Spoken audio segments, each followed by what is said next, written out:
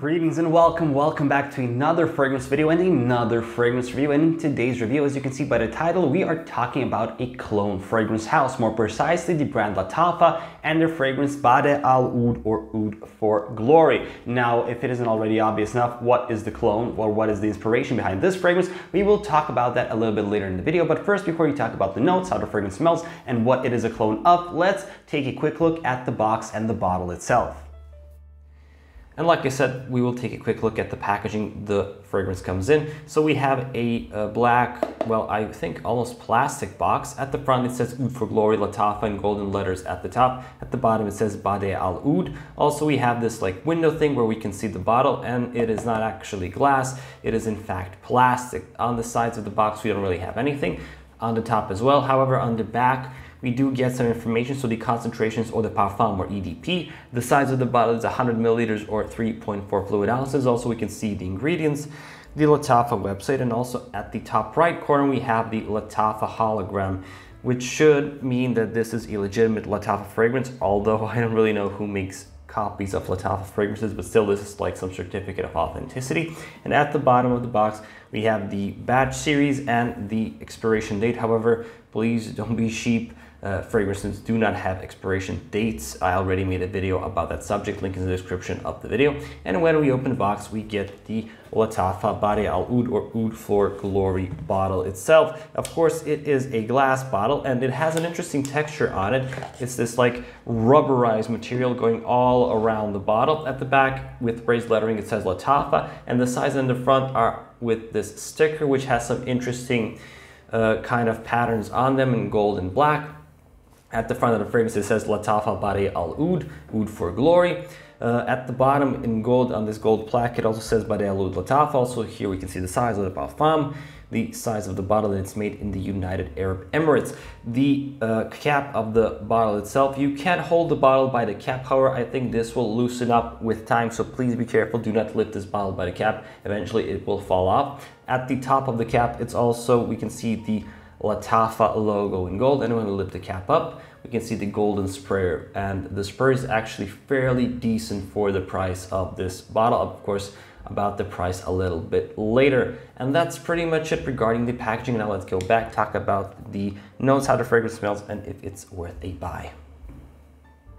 And we're back, so that was the packaging of Bade'e Al Oud. In my opinion, it is pretty good considering the price of this fragrance. Now, let's start with the officially declared notes, as we always do in these reviews. Now, in the top notes, we have saffron, nutmeg, and lavender. In the mid notes, we have oud and patchouli. And in the base notes, we again have oud and patchouli. And also, there is the note of musk. Now, longevity on my skin is easily 8 hours plus. So I apply this before I go to work. When I come back from work, you can very clearly smell it still on me. Projection is around 2 meters after applying the fragrance within the first hour, and then after which it slowly, but very slowly, starts to become more of a skin scent. Now also this has very good sillage, if you're curious about that part. Seasons wise, this is definitely a cold weather fragrance, so on the colder days of autumn and in winter, this fragrance is simply perfect to wear, at least in my opinion. Now if we're generalizing age range wise, I think this is for somebody who is like 25 years and above, because it's simply smells mature. I don't see this on a person who is still going to university or is in the educational system. Overall, this is for somebody who has already started their career. For occasions when I recommend this, this is definitely a fragrance for going out, so for a concert or a nightclub.